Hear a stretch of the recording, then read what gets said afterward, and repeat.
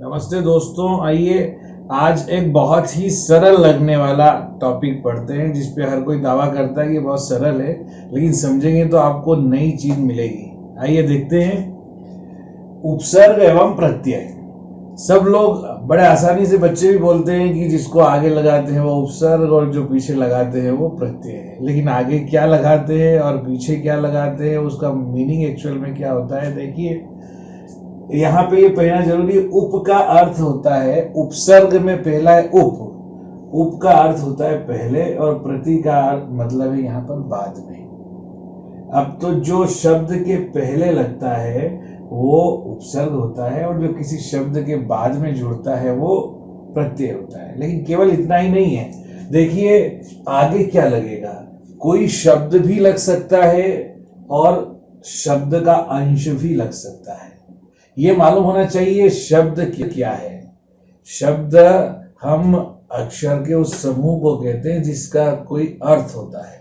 तो अपने आप में जिसका अर्थ होता है वो शब्द भी हो सकता है, लेकिन शब्दांश का अर्थ हो ये जरूरी नहीं है, क्योंकि वो शब्द का अंश होता है। तो शब्द या शब्दांश, इसके साथ हम जोड़ देते हैं शब्द। मतलब शब्द या शब्दांश के साथ अगर कोई शब्द लगता है तो क्या होगा, उस शब्द के स्वरूप में और अर्थ में परिवर्तन हो जाएगा और नया शब्द बनेगा। ठीक है, तो शब्द या शब्दांश, जब किसी शब्द या शब्दांश को किसी शब्द के आगे लगाते हैं तो उस शब्द से और शब्दांश से मिलकर एक नया शब्द बनता है, जिससे उस शब्द के, जो शब्द हमने जोड़ा था उस शब्द के स्वरूप में और अर्थ में परिवर्तन भी होता है, चमत्कार उत्पन्न होता है, प्रभाव आ जाता है, दोनों तीनों चीजें होती है, तो उसे हम कहेंगे उपसर्ग। ठीक इसके उल्टा प्रत्यय होता है। जब कोई शब्द है ना, जब कोई शब्द किसी शब्द या शब्दांश के बाद में लग जाने से एक नया शब्द बनता है और बाद उसी के स्वरूप और अर्थ में परिवर्तन हो जाता है, तो उसे प्रत्यय कहते हैं। तो सीधी सी बात है, कोई शब्द या शब्द का अंश जब किसी शब्द के पहले जुड़ करके नया शब्द बनाता है, उसके अर्थ और स्वरूप में परिवर्तन कर देता है, तो जो से हम बोलते हैं उपसर्ग। और जब कोई शब्द या शब्दांश किसी शब्द के पीछे लगकर, पीछे जुड़कर नया शब्द बनाता है, उसके लगने से नया शब्द बनता है और उसके अर्थ और स्वरूप में परिवर्तन हो जाता है, तो उससे कहते हैं प्रत्यय। उदाहरण देखिए, उपसर्ग। उपसर्ग को हम पहले देखेंगे। जैसे ये कु है, ये कु क्या है, अपने आप में एक शब्द है। शब्द वो होता है जिसका अर्थ हो, कम से कम एक से अधिक वर्ण होते हैं, तो इसमें क और वो मिला है कु। कु का मतलब होता है बुरा, खराब। तो कु से बनता है संग, अगर जोड़ दिया तो कुसंग। तो संग से संग अच्छा भी हो सकता है, बुरा, लेकिन यह अर्थ बदल गया कुसंग। चक्र में जोड़ दिया तो कुचक्र, विचार। ठीक है, ऐसे ही एक होता है सु।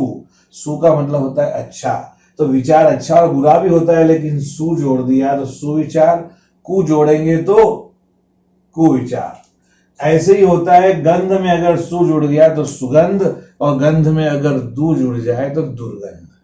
यानी गंध तो एक शब्द है जिसका अपना अर्थ है, लेकिन उसमें सु जोड़ने से उसका अर्थ बदल गया, सुगंध यानी अच्छी खुशबू, दू जोड़ दिया दुर्गंध यानी खराब गंध।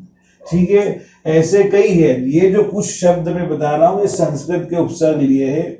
प्रति, प्रति के साथ प्रतिघात, प्रतिदिन। प्रति का मतलब होता है एक एक, प्रत्येक, ये भी इसका मतलब निकलता है। और प्रति का मतलब अपोजिट भी होता है। तो यहाँ पे प्रतिदिन मतलब हर एक दिन, एक एक दिन, तो प्रतिदिन।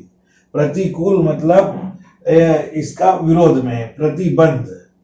तो यहाँ पर प्रति के दो तीन अर्थ होते हैं, एक होता है पीछे, एक होता है उसका विरुद्ध, और एक होता है हर एक। ठीक है, तो प्रतिघात, प्रतिदिन, प्रतिकूल, प्रतिबंध, प्रतिपल, प्रतिक्षण, ऐसे कई, प्रति सप्ताह, कई शब्द बनाए जा सकते हैं। अब हम केवल देखते हैं कि ऐसे कौन कौन से उपसर्ग है जिनसे बहुत सारे शब्द बनते हैं। ज्यादातर उपसर्ग, हम जो हिंदी भाषा में उपसर्ग प्रयोग करते हैं वो ज्यादातर उपसर्ग कहाँ से लिए गए हैं, संस्कृत भाषा से लिए गए हैं और तत्सम शब्दों से जुड़े हुए हैं। है ना, इनके तत्सम रूप है, तत्सम शब्दों के साथ उनका प्रयोग ज्यादा होता है। जैसे अति है, अप है, अव है, प्रति है, अनु है, प्र है। जैसे अति है, अति का मतलब हो जाएगा, अति में अधिक जोड़ दिया तो अत्यधिक हो जाएगा। ठीक है। अप है तो अप में अप से अपराध होता है, अप से अपकीर्ति होता है, अप से अपमान होता है। अव है तो अव से अवगुण होता है। प्रति है तो प्रतिकार हो जाएगा। अनु है तो अनु से अनुकरण हो जाएगा, अनुचर बन जाता है। अनु से, अनु का मतलब होता है पीछे या समान, या अनु मतलब पीछे और समान भी होता है तो अनुचर, चर मतलब चलने वाला जो पीछे चलता है उसको अनुचर बोलते हैं। अनुजर, ज का मतलब होता है जन्म लेने वाला, जो बाद में जन्म लेता है छोटा भाई, उसको अनुज बोलते हैं। अनुरूप, रूप मतलब समान, किसी रूप के समान अगर कोई कृति बनाते हैं तो उसको अनुरूप कहते हैं। अनुकरण, करण मतलब यहाँ होता है करना, और उसको किसी कार्य को देख करके जो हम करते हैं उसको अनुकरण कहते हैं। ठीक है। ये थे संस्कृत के। कुछ उपसर्ग है हिंदी के। अध, जैसे अध खिला, अध पका, अध मरा, ये सब क्या है, हिंदी के उपसर्ग है। अन है, जैसे अनबन, अनचाहा, अनदेखा, अनजाना, अनजान, ये सब अन से होते हैं। जैसे भर, तो ये हो गया भर पेट। ठीक है। वी हो गया, वी से विशेष, विदेश, नि से निसर्ग बनता है। तो इस प्रकार से कहने का मतलब है कि ये कुछ संस्कृत के हैं और कुछ जो उपसर्ग होते हैं वो हिंदी के होते हैं। हिंदी के उपसर्ग बहुत कम है, लेकिन उर्दू के भी उपसर्ग हिंदी में बराबर प्रयोग लाए जाते हैं। ये समझना जरूरी है। कई बार लोग इस बात को समझ नहीं पाते हैं कि उर्दू के उपसर्ग कौन से, भाषा में इतने ज्यादा घुल मिल गए हैं। देखो, कम, कम जैसे कम से होता है, कम में आपने जोड़ दिया जोर, उर्दू का शब्द, तो कमजोर हो गया। वक्त जोड़ दिया कम वक्त हो गया, है ना। खुश से खुश किस्मत हो गया। ठीक है। खुश में हाल जोड़ दिया तो खुशहाल हो गया। ये उर्दू के शब्द, उर्दू के उपसर्ग है। गैर, गैर है, बे है, बा है, ना है। बा जैसे बा इज्जत।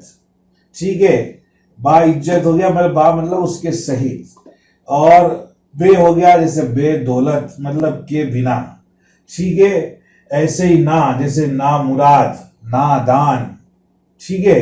तो इस प्रकार से ये जो है कम, खुश, गैर, ये सब उर्दू के से उर्दू के बहुत सारे उपसर्ग होते हैं जिनको हिंदी में भी उपयोग किया जाता है, लेकिन ज्यादातर उपसर्ग हमारे हैं इससे लिए गए हैं संस्कृत से। अब हम देखते हैं प्रत्यय। प्रत्यय में देखिए, प्रत्यय में बहुत बढ़िया एक बात है कि प्रत्यय का प्रयोग ज्यादातर धातुओं के, क्रियाओं के साथ में होता है, और जब प्रत्यय को पीछे लगा दिया जाता है तो थोड़ा सा कंफ्यूजन होता है, क्योंकि शब्द का स्वरूप एकदम बदलता है। वो पूरा का पूरा, उपसर्ग में तो क्या ऐसा ऐसे ही जोड़ दीजिए तो लगभग वो दोनों शब्द मिलकर के नया शब्द बनाते हैं, लेकिन प्रत्यय में ऐसा नहीं होता है। देखिए, उदाहरण देखिए, जैसे एक प्रत्यय है आई, ये क्रियाओं में ज्यादातर जुड़ता है। जैसे चढ़ना से चढ़ाई, उतरना से उतराई। ठीक है। तो जैसे ऊंचा से ऊंचाई हो गया और चढ़ना से चढ़ाई हो गया। लेकिन चढ़ना में बच्चे क्या गलती करते हैं, और कई लोग चढ़ना में आई जोड़ के चढ़नाई लिख दिया, ये ऐसा नहीं होगा। चढ़ना में जब आई लगेगा तो चढ़ाई होगा। आहट, ठीक है, जैसे घबराना में आहट जब लगेगा प्रत्यय तो घबराहट हो जाएगा। ठीक है। आवट जैसे बनावट, लिखावट, बुनावट ऐसे होगा। और इक में तो और भी ज्यादा मजा आता है कि इक में क्या होता है कि आप लोगों को कई बार बहुत कंफ्यूजन हो जाता है। इक प्रत्यय जब हम लगाएंगे, मान लीजिए एक शब्द है नीति, नीति में इक प्रत्यय लगेगा तो ये क्या हो जाएगा, नैतिक। इसकी आगे की मात्रा भी बदल जाएगी। ठीक है। ऐसे ही इतिहास में जब इक प्रत्यय लगेगा तो ये क्या हो जाएगा, ऐतिहासिक बन जाएगा। ऐसे ही भौतिक शब्द भी भूत में जब एक प्रत्यय लगता है तो भौतिक बन जाता है। तो ये नैतिक, ऐतिहासिक, पुराण से बना तो पौराणिक हो गया।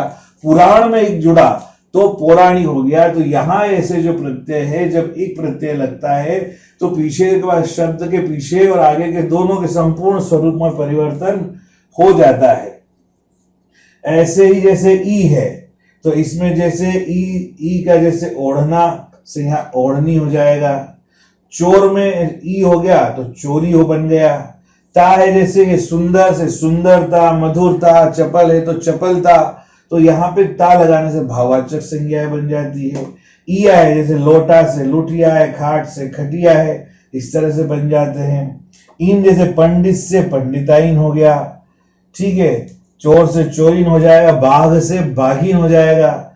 ऐसे ही नी लगा दिया जाता है और ऐसे ही ईट प्रत्यय होता है। जैसे ईट हम लगाएंगे पढ़ना, तो पठ शब्द होता है, पठ से पठित हो जाएगा, लिख से लिखित हो जाएगा, ठीक है। और ऐसे ही इका प्रत्यय लगेगा तो लेखिका हो जाएगा, पाठिका हो जाएगा।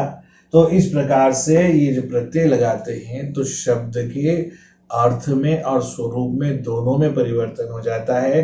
कई शब्दों में ऐसा भी होता है कि प्रत्यय भी लगा हुआ है, उपसर्ग भी लगा हुआ है और बीच में शब्द है, तो प्रत्यय और उपसर्ग को अलग अलग करना होता है। जब भी हम प्रत्यय भी लगा हो और उपसर्ग भी लगा हो और फिर आपको प्रत्यय भी अलग करना हो एक ही शब्द से और एक ही शब्द से उपसर्ग भी अलग करना हो, तब आपको ये ध्यान देना पड़ेगा कि मूल शब्द क्या है। और शब्द वो होता है जिसका कोई अर्थ होता है। अगर आप अलग करने के बाद जो बचा वो शब्द होना चाहिए और सार्थक होना चाहिए। चाहे आप उपसर्ग से अलग करें या प्रत्यय से अलग करें, अलग करके देख लीजिए। अगर आपने जो अलग किया है वो शब्द अगर नहीं है, उसका कोई मीनिंग नहीं निकलता, अगर वो सार्थक नहीं है, तो निश्चित रूप से आपके प्रत्यय उपसर्ग अलग करने में कोई ना कोई गलती है। ये ध्यान हमेशा रखना पड़ेगा। तो मुझे लगता है कि प्रत्यय और उपसर्ग का एक छोटा सा वीडियो आपको समझ में आया होगा।